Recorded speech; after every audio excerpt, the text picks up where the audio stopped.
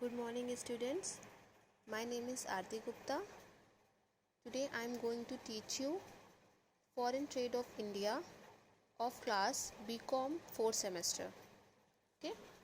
तो अपनी class start करने से पहले हम लोग एक बार अपना सिलेबस देख लेते हैं, एक बार सिलेबस को डिस्कस कर लेते हैं कि हमें अपने यूनिट 1 में क्या क्या चीज़ें पढ़नी है. ठीक है, चलिए बच्चों, तो सबसे पहले हम यूनिट 1 देखते हैं. यूनिट 1 में हमारा है सबसे पहले इंट्रोडक्शन. हम ये देखेंगे कि ट्रेड क्या होता है, उसकी मीनिंग क्या है. ठीक है, ट्रेड का मतलब क्या होता है, एंड टाइप्स, और हमारे कौन कौन से डिफरेंट टाइप्स के ट्रेड होते हैं. ठीक. सेकेंड हम लोग डिस्कस करेंगे difference between internal and international trade. ठीक है, अब ट्रेड हमारे कितने टाइप्स के होते हैं, उसमें डिफरेंस क्या क्या होता है, हम वो भी जानेंगे.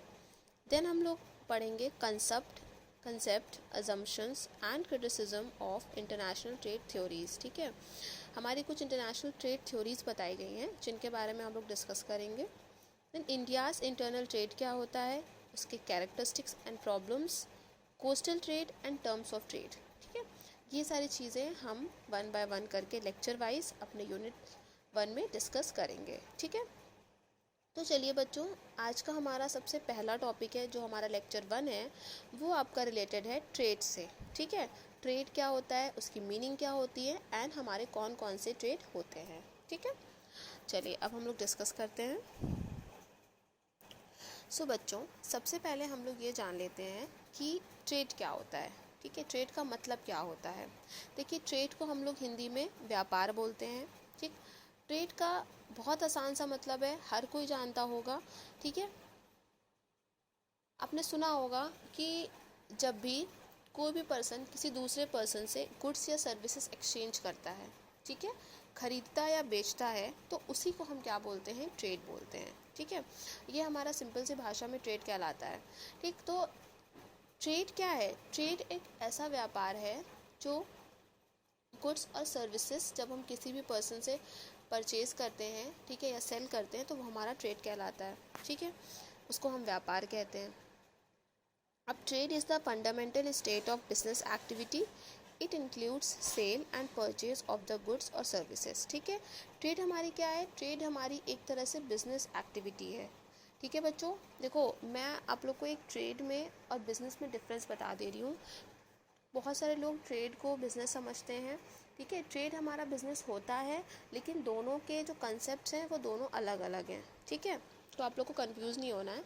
देखिए, ट्रेड क्या होता है, ट्रेड का मतलब होता है सिंपली किसी भी चीज़ को बाय करना और सेल करना. ठीक है, बस किसमें, गुड्स एंड सर्विसेज में. ठीक है, जब भी हम क्या करते हैं, किसी भी गुड्स या सर्विसेज को परचेज करते हैं, सेल करते हैं, उसको हम ट्रेड बोलते हैं.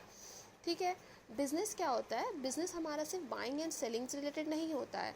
बिज़नेस का मतलब होता है कोई भी ऐसी एक्टिविटी करना, कोई भी ऐसी कमर्शियल एक्टिविटी करना जिसको करने से हम अपना कुछ प्रॉफिट जनरेट करते हैं, हम कुछ अपना लाभ कमाते हैं, हमें कुछ ना कुछ फ़ायदा मिलता है. ठीक है, उसको हम लोग बिज़नेस कहते हैं. तो बिज़नेस हमारा जो है वो ट्रेड से बड़ा कंसेप्ट है, ब्रॉडर कंसेप्ट है.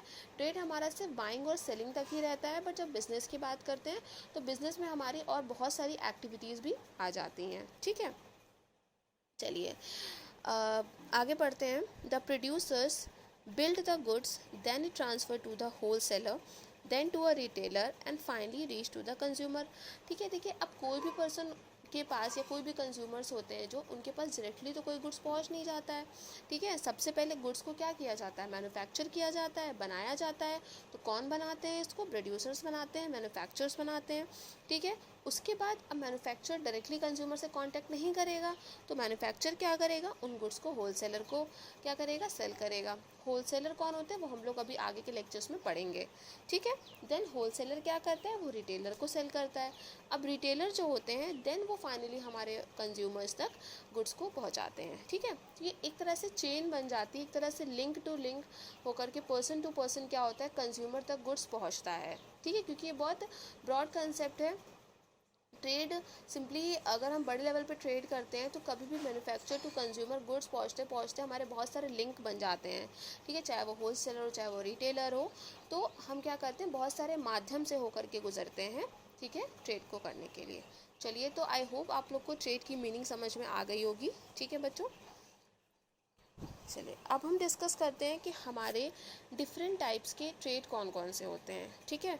तो देखिए अगर हम इसको एक ऊपर ऊपर से देखें तो ट्रेड हमारा दो पार्ट्स में बांटा गया है, ठीक। एक होता है हमारा इंटरनल और होम और डोमेस्टिक ट्रेड, ठीक है। इसका क्या मतलब हुआ कि इंटरनल ट्रेड को हम होम ट्रेड भी कहते हैं और डोमेस्टिक ट्रेड भी कहते हैं, ठीक।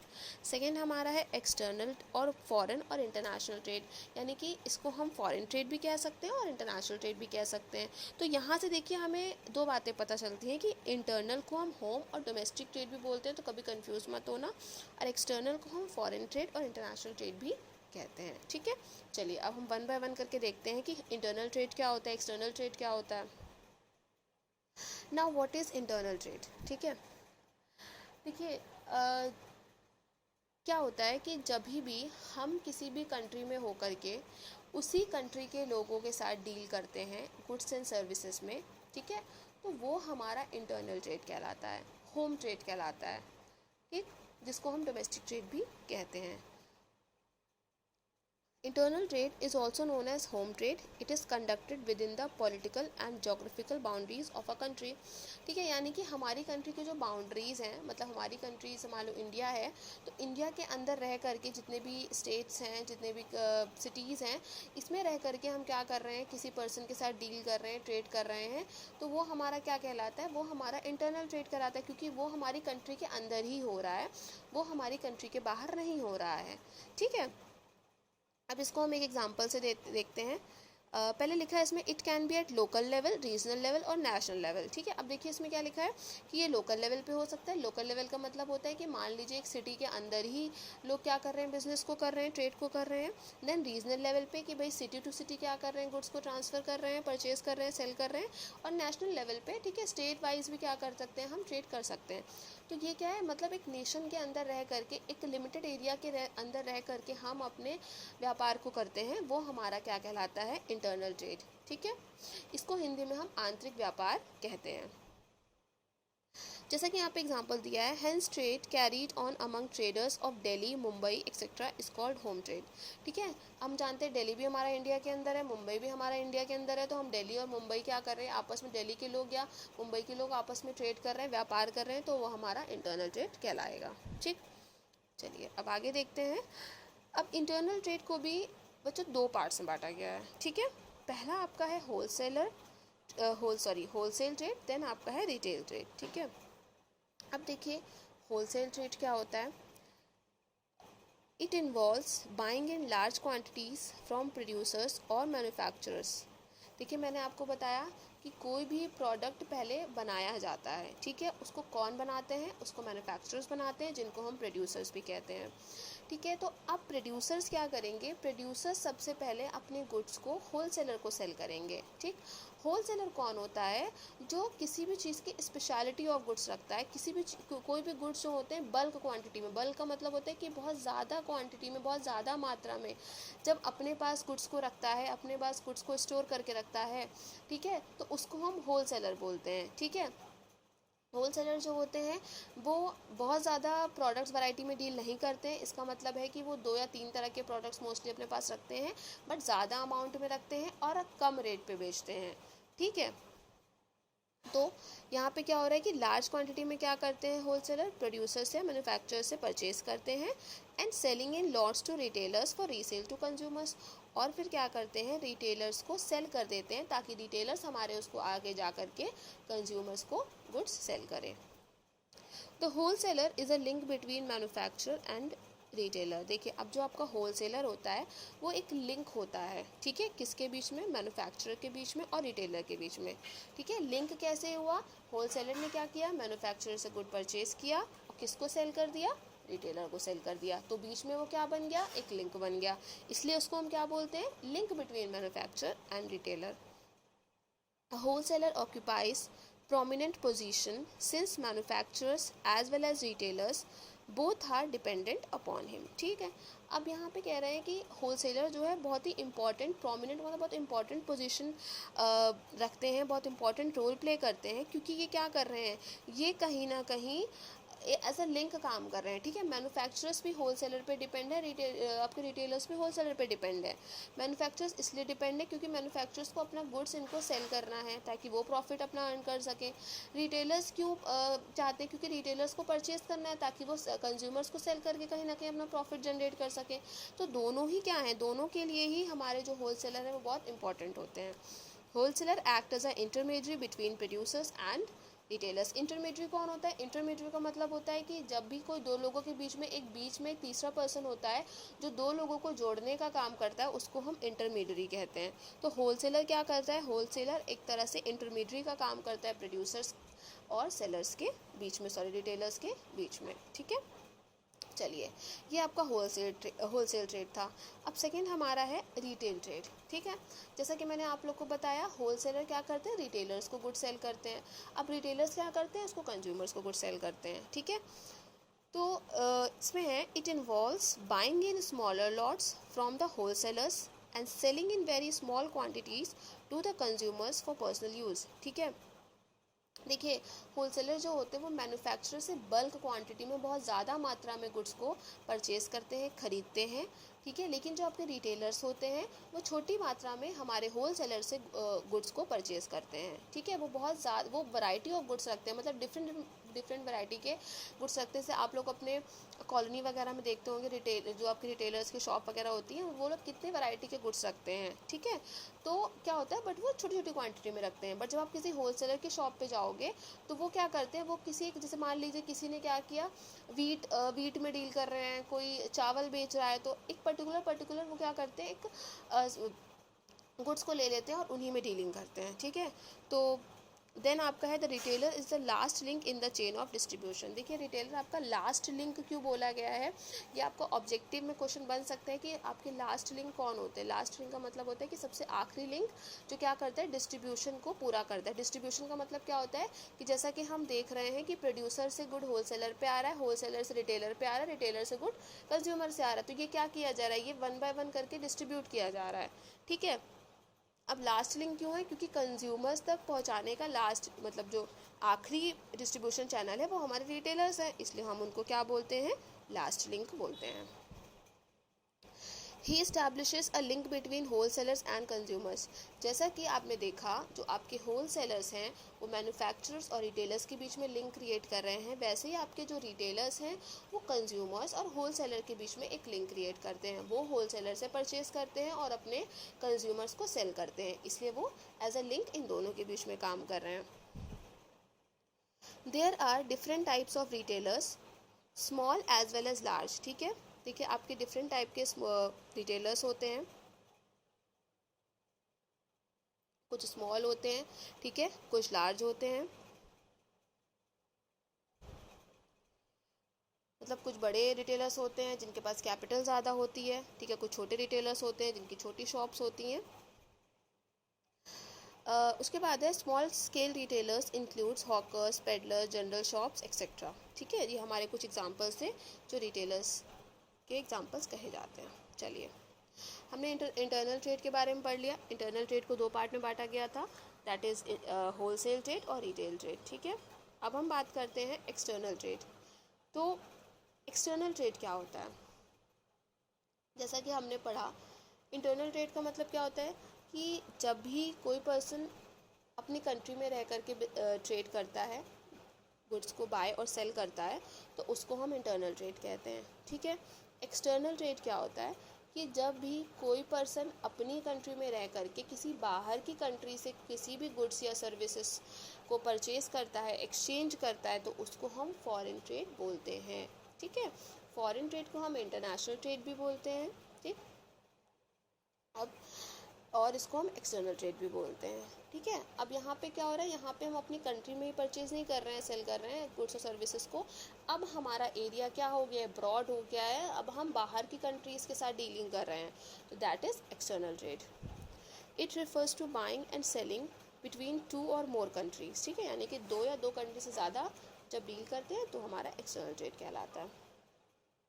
फॉर इंस्टेंस, यानी कि example, mister x who is a trader from Mumbai, ठीक है। कोई मिस्टर एक्स हैं जो क्या है, मुंबई में रहने वाले एक ट्रेडर हैं, sells is good to mister Y, उन्होंने अपने गुड्स को सेल किया मिस्टर वाई को। मिस्टर वाई कहाँ पे रहते हैं? मिस्टर वाई न्यूयॉर्क में रहते हैं। तो अब यहाँ पे एक पर्सन मुंबई में रहने वाला है, एक पर्सन न्यूयॉर्क में रहने वाला है, ठीक है। वो दोनों आपस में क्या कर रहे हैं? बाइंग एंड सेलिंग कर रहे हैं, ट्रेड कर रहे हैं। तो दैट इज़ क्या है वो हमारा एक्सटर्नल ट्रेड है। तो this is an example of foreign trade. इसको हम फॉरेन ट्रेड भी बोलते हैं, इंटरनल ट्रेड भी बोलते हैं, एक्सटर्नल ट्रेड भी बोलते हैं एंड इंटरनेशनल ट्रेड भी बोलते हैं। चलिए, जैसे कि इंटरनल ट्रेड को 2 पार्ट्स में बांटा गया था, वैसे ही हमारा एक्सटर्नल ट्रेड को भी 3 पार्ट्स में बांटा गया है, ठीक है, जो बहुत इंपॉर्टेंट है आपके ऑब्जेक्टिव के पॉइंट ऑफ व्यू से भी, आपके थ्योरेटिकल पॉइंट ऑफ व्यू से भी, ठीक है, और मोस्ट इम्पॉर्टेंट कि आपके नॉलेज के पॉइंट ऑफ व्यू से। तो एक्सटर्नल ट्रेड हमारा 3 पार्ट से बांटा गया है। पहला है आपका इम्पोर्ट ट्रेड, ठीक, जिसको हम हिंदी में बोलते हैं आयात, ठीक। दूसरा है एक्सपोर्ट ट्रेड यानी कि निर्यात। तीसरा आपका है एंटरप्राइज ट्रेड, ठीक है। चलिए, अब हम देखते हैं कि एक्सपोर्ट ट्रेड क्या होता है, जिसको हम हिंदी में निर्यात व्यापार बोलते हैं। देखिए, जब भी हम बाहर की कंट्रीज़ के साथ डील करेंगे तो क्या होगा, या तो हम वहाँ से गुड्स मंगाएंगे, या तो हम वहाँ पे क्या करेंगे, गुड्स को भेजेंगे, यानी कि या तो हम उस कंट्री से अपनी कंट्री में गुड्स को बाय करेंगे, या तो हम अपनी कंट्री से उस कंट्री में गुड्स को सेल करेंगे। दोनों में से एक चीज़ें होंगी, ठीक है। तो सबसे पहला एक्सपोर्ट है। एक्सपोर्ट क्या कहता है, ठीक है, एक्सपोर्ट कहता है कि when a trader from home country sells is good to a trader located in another country, it is called export trade, ठीक है। इसको आप पहले एग्जांपल समझिए, ठीक है। मान लीजिए हम इंडिया में हैं, ठीक है, और बाहर न्यूयॉर्क में एक ट्रेडर है, ठीक है। तो अब हम क्या कर रहे हैं, अपने यहाँ से गुड्स को सेल कर रहे हैं न्यूयॉर्क में एक ट्रेडर को, तो वो हमारा क्या कहलाएगा, एक्सपोर्ट ट्रेड कहलाएगा। यानी कि जब भी हम अपनी कंट्री से गुड्स को भेजते हैं किसी दूसरी कंट्री में गुड्स या सर्विसेज को, तो वो हमारा एक्सपोर्ट ट्रेड कहलाता है, निर्यात व्यापार कहलाता है, ठीक है। एग्जाम्पल भी दिया हुआ है, trader from India sells his goods to trader located in China, ठीक। देन सेकेंड है import trade, when a trader in home country obtains or purchase goods from a trader located in another country, ठीक है। अब हम क्या export trade में हमने क्या किया, बाहर की कंट्री को गुड्स सेल के। इम्पोर्ट ट्रेड में इसका जस्ट अपोजिट हो जाता है। इम्पोर्ट ट्रेड में हम क्या करते हैं, अब बाहर की किसी कंट्री से अपने यहाँ पे गुड्स को मंगाते हैं, यानी कि परचेज करते हैं, बाय करते हैं, तो वो हमारा इम्पोर्ट ट्रेड कहलाता है, जिसको हम हिंदी में क्या बोलते हैं, आयात व्यापार बोलते हैं, ठीक है। For example, a trader from India purchase goods from a trader located in China. अब चाइना से अगर हम कोई भी चीज़ को परचेज करते हैं तो वो हमारा क्या कहलाता है, वो हमारा इम्पोर्ट ट्रेड कहलाता है, ठीक। चलिए, अब आते हैं हम third, that is interport trade. देखिए, इंटरपोर्ट ट्रेड क्या होता है, इसमें बहुत सारे बच्चे कंफ्यूज हो जाते हैं, तो मैं आप लोग को बता दूं, ये एक तरह से इम्पोर्ट प्लस एक्सपोर्ट का मिक्सचर होता है, ठीक है। कैसे होता है, देखिए, जब भी क्या करते हैं,